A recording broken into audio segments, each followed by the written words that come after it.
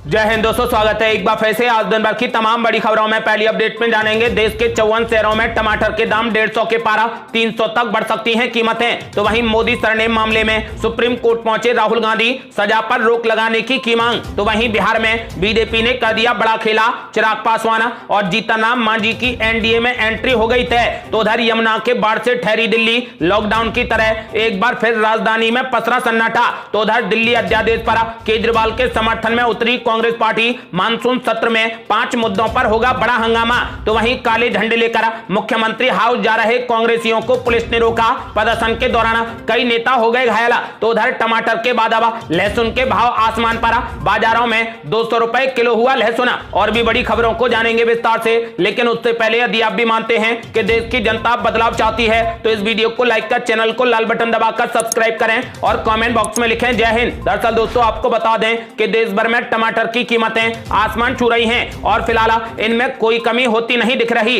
पिछले दिनों चंडीगढ़ में तो इसके फुटकर दाम 300 से 350 रुपए प्रति किलो पहुंच गए। वहीं गाजियाबाद में टमाटर 250 रुपए किलो तक बिका। इस बीच कृषि विशेषज्ञों ने कहा कि टमाटर की कीमतें और भी अधिक बढ़ सकती हैं और आने वाले हफ्तों में 300 रुपए प्रति किलोग्राम तक पहुंच सकती हैं। आपको बता दें कि फिलहाल देश के 54 शहरों में टमाटर के दाम 150 को पार कर गए हैं। और बड़ी खबर, मोदी सरनेम मामले में सुप्रीम कोर्ट पहुंचे राहुल गांधी, सजा पर रोक लगाने की मांग। दरअसल दोस्तों आपको बता दें कि मोदी सरनेम वाली टिप्पणी के मामले में 2 साल की सजा सुनाए जाने के खिलाफ कांग्रेस नेता राहुल गांधी ने अब सुप्रीम कोर्ट का रुख किया है। कांग्रेस नेता ने शनिवार को शीर्ष अदालत में इस सजा पर रोक लगाने की अर्जी दायर कर दी है। शीर्ष अदालत से जुड़े सूत्रों ने बताया कि यह मामला 17 जुलाई को शीर्ष अदालत के समक्ष लाए जाने की उम्मीद है। उन्होंने कहा कि राहुल गांधी अपनी सजा पर रोक लगाने की मांग वाली याचिका पर तत्काल सुनवाई का अनुरोध कर सकते हैं। इससे पहले गुजरात हाई कोर्ट ने मोदी सरनेम वाली टिप्पणी को लेकर आपराधिक मानहानि के मामले में कांग्रेस नेता राहुल गांधी की दोषसिद्धि पर रोक लगाने का अनुरोध बीती 7 जुलाई को खारिज कर दिया था, जिसके बाद कांग्रेस नेता राहुल गांधी के पास इस सजा से राहत पाने के लिए यह आखिरी दरवाजा है। यदि सुप्रीम कोर्ट से उन्हें राहत नहीं मिली तो 2024 का लोकसभा चुनाव राहुल गांधी नहीं लड़ पाएंगे।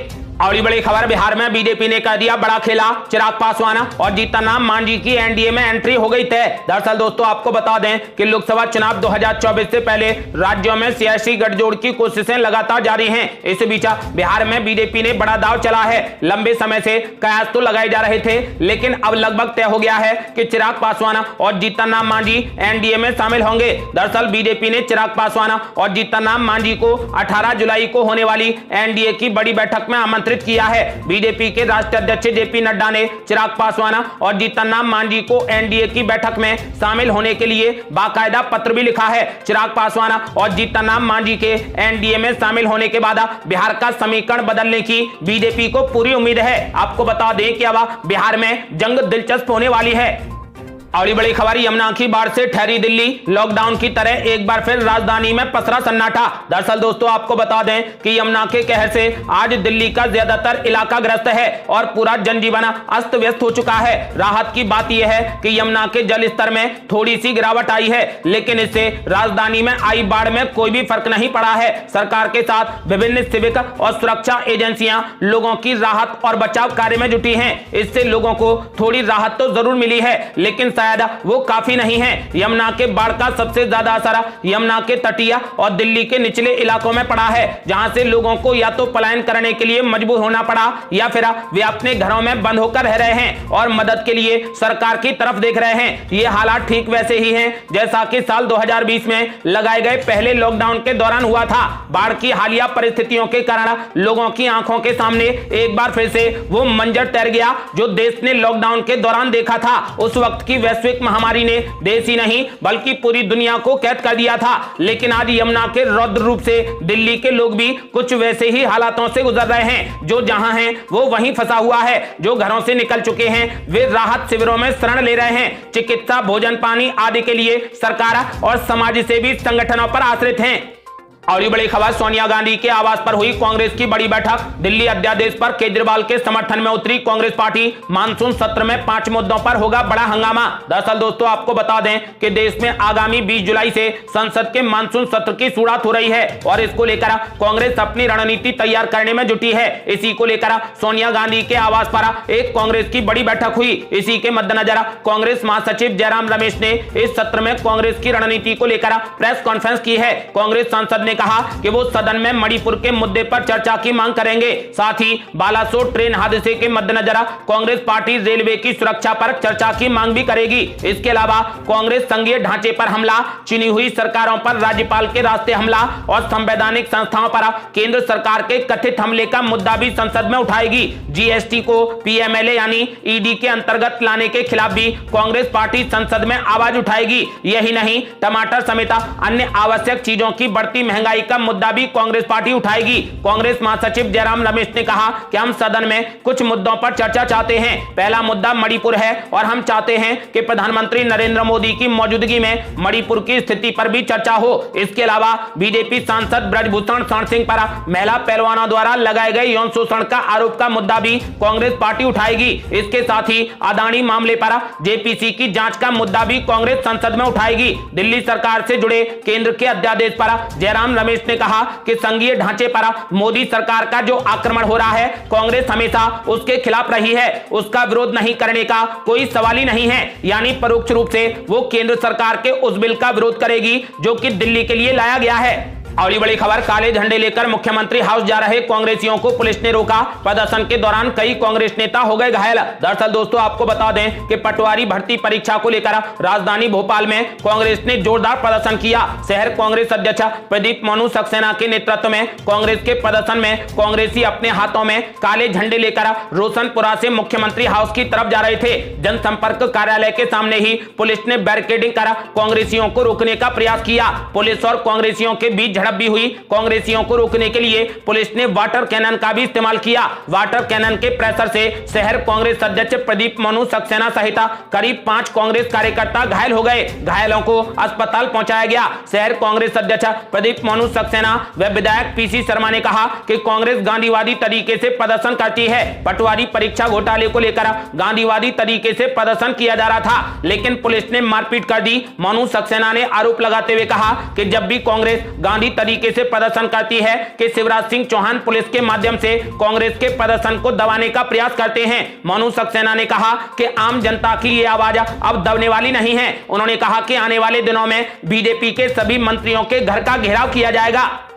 और ये बड़ी खबर, टमाटर के बाद अब आसमान पर पहुंचे लहसुन के दाम। बाजारों में 200 रुपए किलो पहुंचा लहसुन। दरअसल दोस्तों आपको बता दें कि इस बार सब्जियों से लेकर दाल तक आसमान छू रही है। कोटा संभाग में इस बार लहसुन के भाव भी आसमान छू रहे हैं। जो लहसुन वर्ष 2022 में 10 रुपए किलो बिक रहा था, वो इस बार 200 रुपए किलो तक पहुंच गया है। किसानों और व्यापारियों को इसका सीधा लाभ मिल रहा है, लेकिन आम जन की पहुंच से लहसुन दूर होता जा रहा है। आने वाले समय में भाव में तेजी होने की संभावना भी जताई जा रही है। जब तक बाजार में आवक नहीं बढ़ेगी, दाम कम नहीं होंगे। आपको बता दें कि लहसुन को फ्लेक्स और पाउडर के रूप में भी विदेशों में भेजा जा रहा है। देश में सभी जगह पर लहसुन का उत्पादन कम था, इसीलिए दाम लगातार बढ़ रहे हैं। लहसुन सब्जी की श्रेणी में आने के चलते 2 से 3 महीने तक ही इसे रखा जा सकता है, इसीलिए भी स्टॉक ज्यादा नहीं रख सकते, इसीलिए भी दाम बढ़े हैं। वहीं लहसुन का ज्यादा निर्यात बांग्लादेश को किया जा रहा है। इसके अलावा मलेशिया, वियतनाम, यूएई, अफगानिस्तान को भी लहसुन भेजा जा रहा है। आपको बता दें कि टमाटर के बाद अब लहसुन के दाम भी बढ़ गए हैं। बाजारों में लहसुन के दाम लगभग 200 रुपए किलो तक पहुंच गए हैं।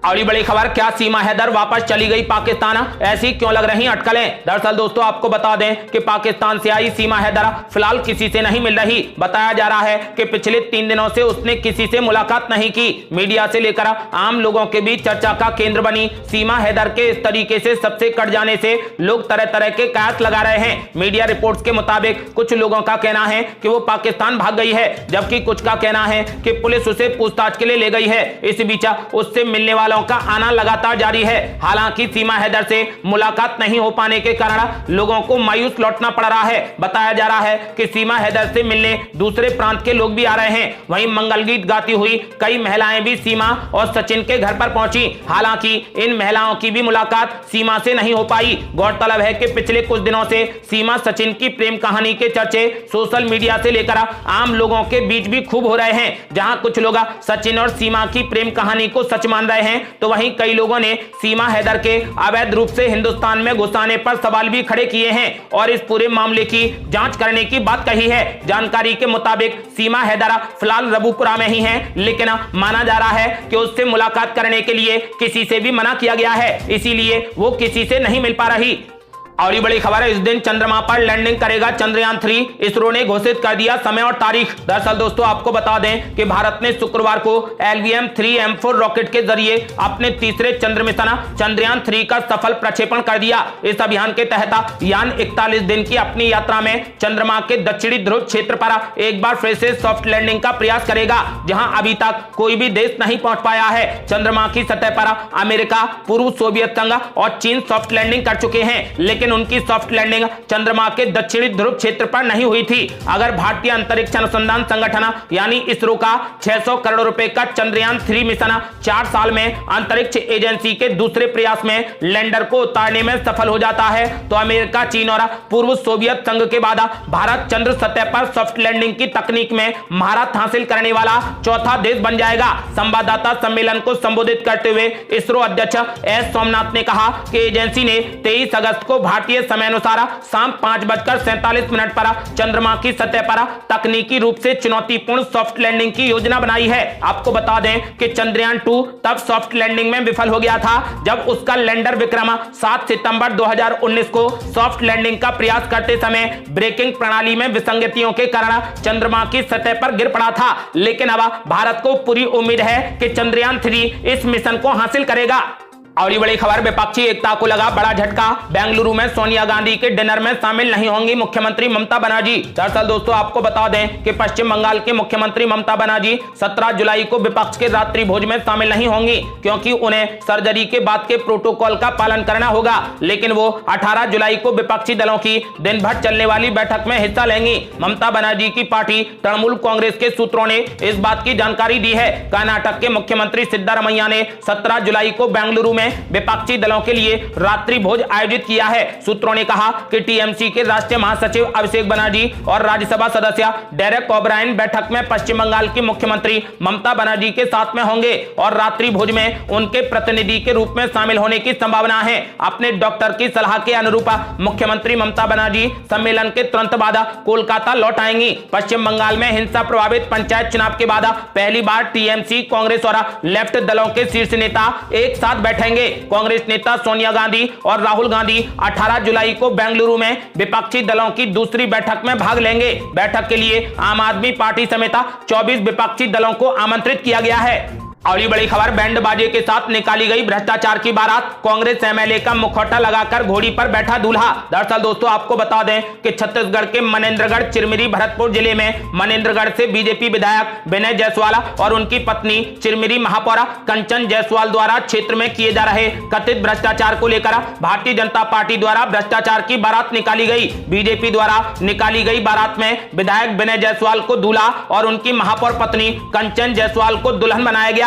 विधायक व महापौर के द्वारा किए जा रहे भ्रष्टाचार को लेकर हल्दीबाड़ी के पास से भ्रष्टाचार की बारात निकाली गई, जिसे देखने भारी संख्या में लोग पहुंचे। पूर्व विधायक श्याम बिहारी जायसवाल, नेता प्रतिपक्ष संतोष सिंह समेत बीजेपी पार्षद व बीजेपी पदाधिकारियों को बाराती बनाया गया। और ये बड़ी खबर, हेमंत बिस्व शर्मा के महंगी सब्जी वाले बयान पर भड़के असदुद्दीन ओवैसी, बोले यदि भैंस दूध ना दे तो उसका इल्जाम भी मियां पर लगा देंगे। दरअसल दोस्तों आपको बता दें कि असदुद्दीन ओवैसी ने असम के मुख्यमंत्री हेमंत बिस्व शर्मा पर निशाना साधा। उन्होंने कहा कि असम के मुख्यमंत्री ने सब्जियों के ऊंचे दाम के लिए बंगाली भाषी मुसलमानों को दोषी ठहराया है। यह सांप्रदायिक मानसिकता है। असदुद्दीन ओवैसी ने तंज कसते हुए कहा कि देश में एक ऐसी मंडली है जिसके घर पर अगर भैंस दूध ना दे या मुर्गी अंडा ना दे तो इसका इल्जाम भी मियां पर ही लगा देंगे। शायद अपनी निजी नाकामियों का ठीकरा भी मियां भाई के सर पर ही फोड़ देंगे। उन्होंने कहा कि आजकल मोदी जी की विदेशी मुसलमानों से गहरी यारी चल रही है। ओवैसी ने कहा कि उन्हीं से कुछ टमाटर, पालक, आलू वगैरह मांगकर काम चला लीजिए।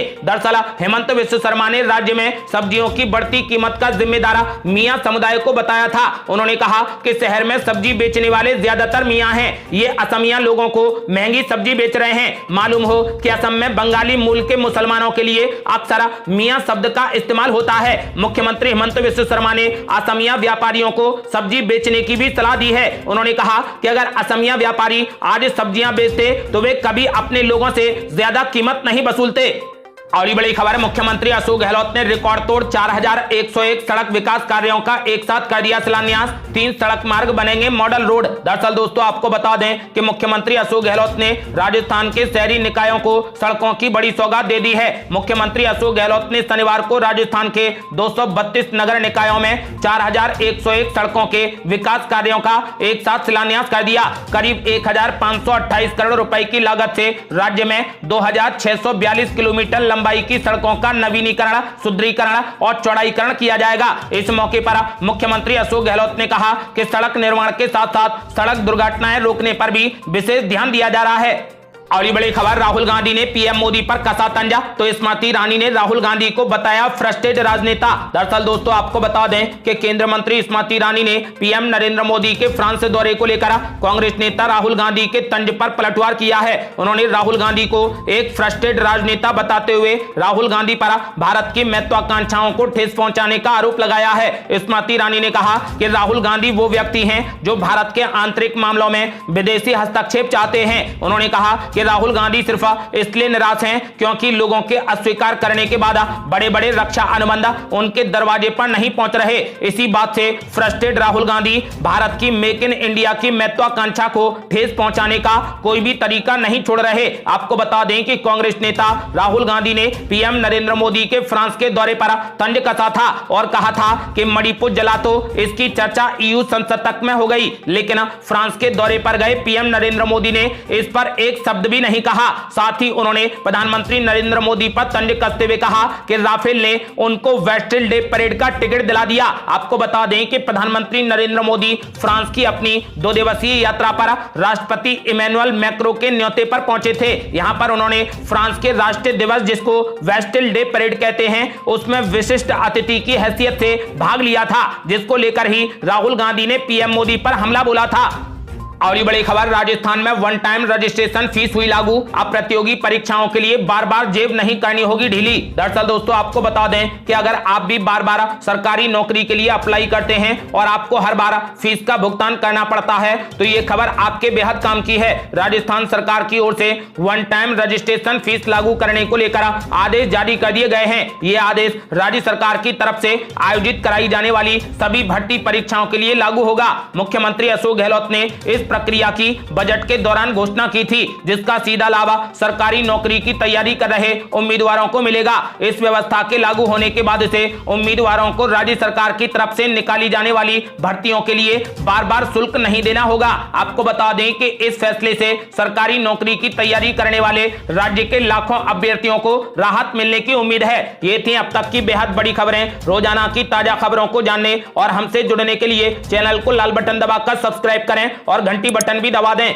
जल्दी मिलते हैं बड़ी अपडेट के साथ, तब तक के लिए जय हिंद, जय भारत।